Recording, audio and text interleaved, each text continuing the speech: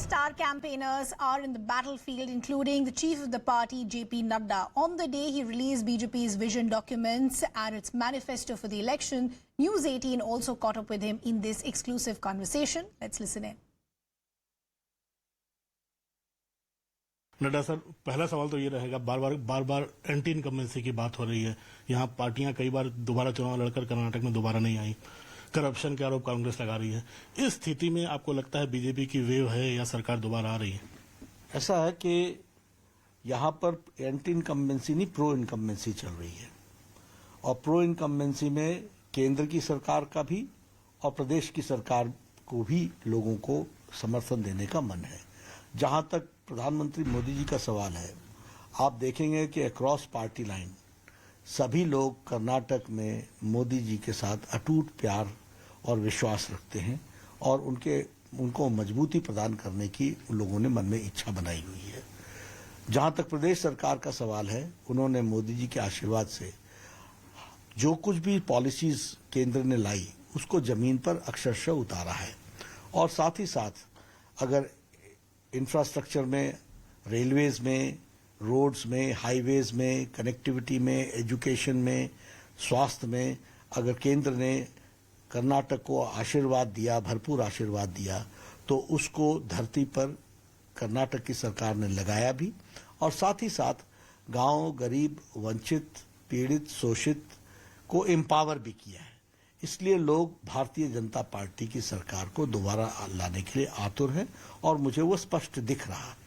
Nadda sir, एक और old Mysore का इलाका है जहां पर बीजेपी कई चुनाव से अच्छा नहीं कर पा रही है। देवेगौड़ा का गढ़ माना जाता था। क्या इस बार फिर से आपको लगता है उनकी पार्टी किंग मेकर बन के फिर रोल प्ले करेगी, यहाँ अस्थिरता लाएगी? ऐसा है कि भारतीय जनता पार्टी के बड़े होने तक में कई गढ़ स्थान पर थे। सारे गढ़ हमने ढाए हैं।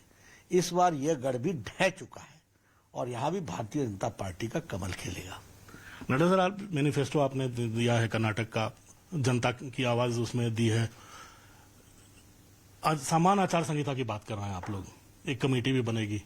क्या हर राज्य में जहां चुनाव हो रहा है आपको यूसीसी की जरूरत कैसे क्यों पड़ रही है? लोग वो आरोप लग रहा है कि हिंदुत्व की बात कर रहे हैं आप लोग ज्यादा। यूसीसी की जरूरत नहीं है। हमारे संविधान निर्माताओं ने बहुत विचार करके यूनिफॉर्म सिविल कोड को आगे बढ़ाने की बात कही है और जो हम विकास के काम करते हैं वो सब पर ठीक ढंग से पहुंचे और समाज में सामाजिक समरसता के साथ सब लोग बढ़ें।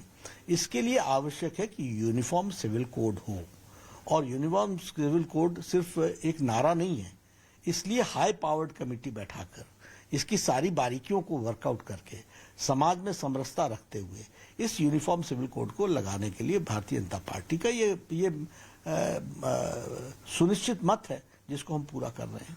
नड्डा सर, काफी ऐलान किया आपने। जो मोदी प्रधानमंत्री जी भी कहते हैं कि हम लोग रेवड़ी नहीं बांटते, हम गरीब तक लास्ट माइल डिलीवरी करेंगे। लेकिन आज मैनिफेस्टो में लग रहा है आरोप कि बहुत सारी रेवड़ियां बांटी गई हैं। सब दूध मुफ्त का देंगे, फला मुफ्त का देंगे, स्टार्टर्स में भी पैसे देंगे। तो हर किसी में आपको लग रहा है इस बार मैनिफेस्टो में रेवड़ियां ज्यादा है? देखिए, हमने कोई रेवड़ी नहीं बांटी और रेवड़ी बांटने का मतलब ये होता है कि आप मुफ्त में किसी को कोई चीज देकर के खुश करना चाहते हैं। हम सशक्तिकरण करते हैं, हम उनको एम्पावर करते हैं। हम किसको दे रहे हैं? अगर हम आयुष्मान भारत की बात करते हैं तो गांव जो गरीब व्यक्ति, रेडी वाला, फेड़ी वाला, रिक्शा वाला, ठेला वाला, लिफ्ट मैन, बस का ड्राइवर, बस का क्लीनर, बाल काटने वाला, कूड़ेदान से प्लास्टिक इकट्ठे करने वाला, ऐसे लोगों को गंभीर बीमारी से लड़ने के लिए हम 5 लाख रुपए का मोदी जी के आशीर्वाद से उनको हम हेल्थ कवर देते हैं। ये कौन लोग हैं जो कभी हार्ट के इलाज के लिए कभी अस्पताल जाते ही नहीं है? ये कौन लोग हैं जिनके घर में अगर कैंसर आ जाए तो जमीन बिक जाए, मकान बिक जाए, वो कभी सोच ही नहीं सकते कि वो इलाज करा सके? ऐसे लोगों को हम सशक्तिकरण देते हैं। आपने दूध की बात की, किसको हम दूध दे रहे हैं? बीपीएल परिवार को। बीपीएल परिवार कौन है? जहां माँ अपने बच्चों को दूध से वंचित रखती है, उनको दे नहीं पाती है। ऐसे लोगों को देना एम्पावरमेंट होता है। लेकिन जब आप कहते हो कि मैं बिजली मुफ्त दूंगा, हम पानी मुफ्त देंगे, आप मुझको भी मुफ्त दोगे जो दे सकता है, तो ये रेवड़ियां बांट रहे हो आप। तो कांग्रेस पार्टी रेवड़ी बांटती है और हम सशक्तिकरण करते हैं। नड्डा सर, आप लोगों ने पहले मुस्लिम आरक्षण खत्म किया यहाँ की सरकार ने, वोकालिंगा और काफी समाज को, किसी समुदाय को आप लोगों ने आरक्षण भी दिया। क्या ये चुनाव के बाद जारी रहेगा? जो फिलहाल रोक रही है उसको इम्प्लीमेंट करेंगे पूरी तरीके से? जो हम लोग देते हैं वो जारी ही रहता है और जारी रखने की ताकत जनता में है, इसलिए जनता हमें ताकत दे, हम जारी रखेंगे। नड्डा सर, खड़गे साहब फिर उनके बेटे ने जो बेतुके बोल बोले हैं, क्या आपको लगता है कि इस बार चुनाव में इस बार काफी बातचीत का स्तर नीचे चला जाता है? देखिए, कांग्रेस पार्टी मानसिक दिवालीपन से गुजर रही है, वो स्तर विहीन पार्टी हो गई है, उनका कोई स्तर नहीं रह गया है। अपने आकाओं को खुश करने के लिए इस तरीके की भाषा का उपयोग करते हैं, आकाओं के निर्देश पर करते हैं और उनके मन में विष भरा हुआ है, वो बौखला चुके हैं।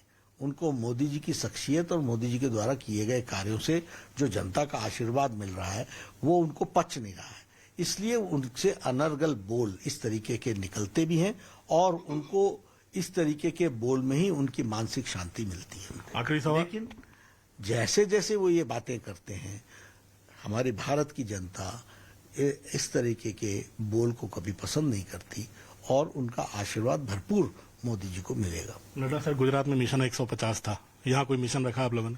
यहाँ मिशन रख लेंगे, लेकिन यहाँ हम सरकार बना रहे हैं और पूरी बहुमत के साथ सरकार बना रहे हैं। Well, that was